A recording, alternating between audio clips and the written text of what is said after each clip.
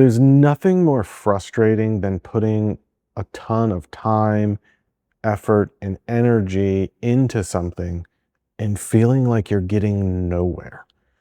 And this is a very common place that we end up when we're doing personal growth or healing trauma work, whatever you want to call it. And it's super frustrating. You feel like maybe you can't fix it. Maybe you're just stuck and your trauma is going to go unhealed and it's just like some sort of life sentence. But it's not. Typically, people are missing one piece or another and not realizing it because a lot of the information out there talks about one little section and it's all siloed.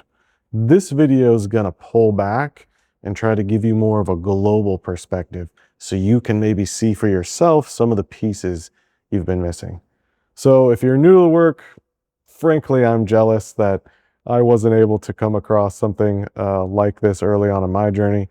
This is probably really for people who've been doing a bunch of work and just feel like you can't get over the hump in certain ways. In my last video, we talked about keystone trauma and how a lot of people are focused on the symptoms. So things like depression and anxiety, or it might just be smaller behavioral type stuff like eating too late or going to bed too late.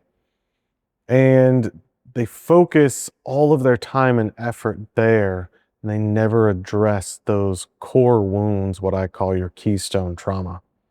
And in that video, I promised that we would take it a little bit deeper. So these really consist of three different things: your body, your mind, and your behavior. Now, with the body, we're really talking about nervous system stuff, those states that you can go into, kind of that getting triggered moment where you can get flooded with emotions, shut down, hypervigilance, or just feeling numb and kind of shutting off from your own feelings. And then with the mind, we're really talking about your beliefs and your stories. What are you saying to yourself about yourself?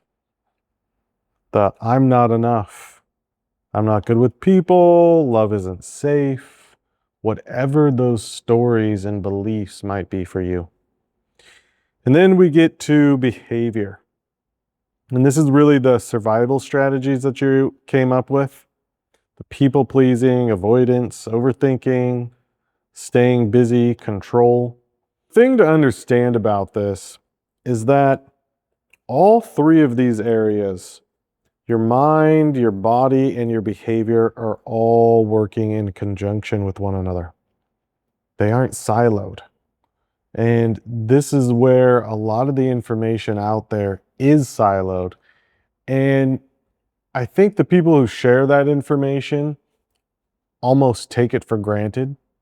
And they don't realize that a lot of people coming into doing this type of work, healing, trauma, personal growth, they hear one thing and they think that's the thing they need to do, not realizing that's just one piece of the puzzle. My point to you is you can't just do one of those things. It won't work.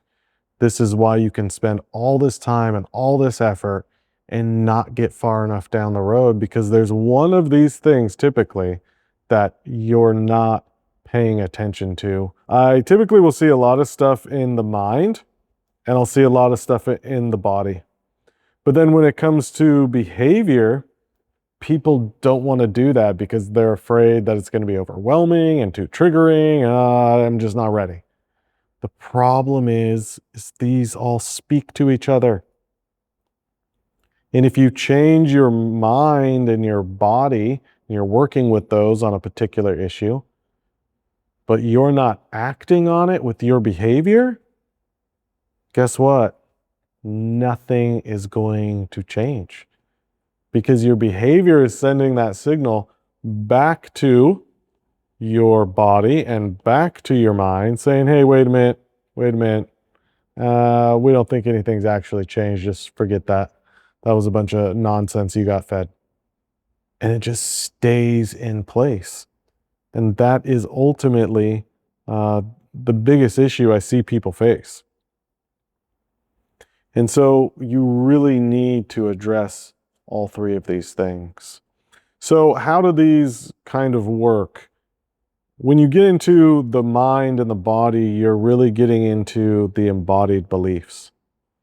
So, when you think of a belief you might have, let's say a belief that says, I'm not enough, there's the thought, I'm not enough, but there's also the visceral, the feeling in your body of, I'm not enough.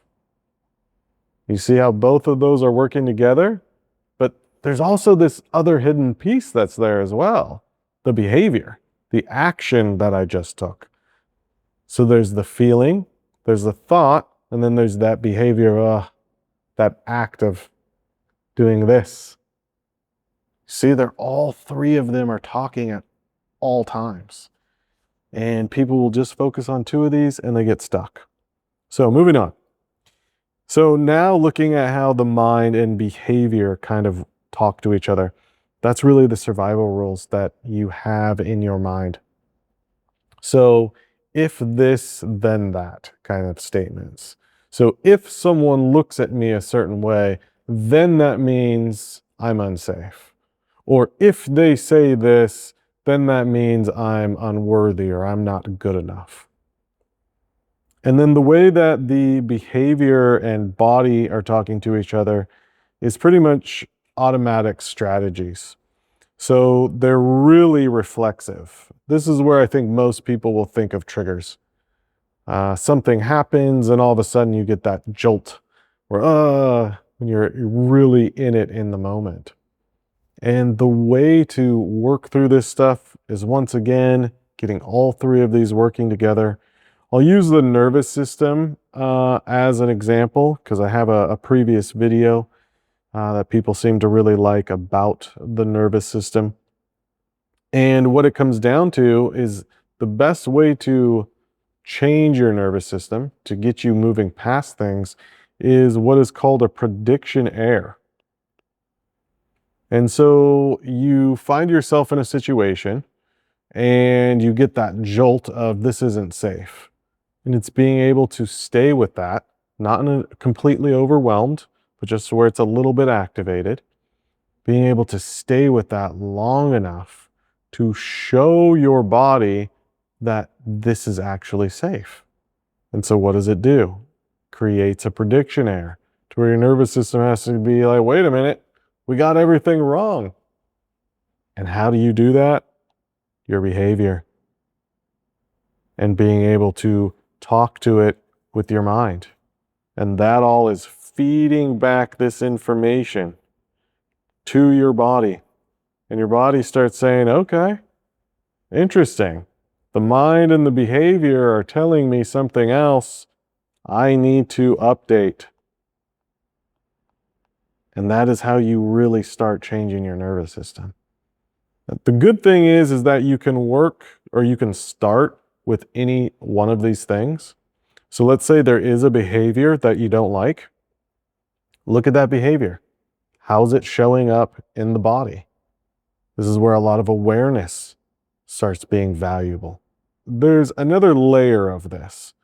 So this is really kind of the core getting into your keystone trauma patterns, but this is how you unravel it, but it's also how it formed in the first place. And one of the, or some of the things that are having a major impact on you is your relationships and environment. Has a major impact on us, our culture, societies, the countries we grow up in. Some of our like overall religious beliefs. Right? If you go to church, you don't go to church. That has a significant impact on who you are and some of these rules that get written. It can also have a significant impact of you unraveling it all, being around good people. This is really where you get into the peers, your school, work. That all has a significant impact on who you are. I mean, these days we could even make a different category just for media. TV, movies, shows, social media, all has a significant impact on how you think about yourself, your behaviors, some of those nervous system responses. I mean, just making YouTube videos. I've had times where maybe a comment or something happens and I get a jolt in my nervous system. I have to sit down. Okay, what's going on? What did that trigger? I know that was something deep in there.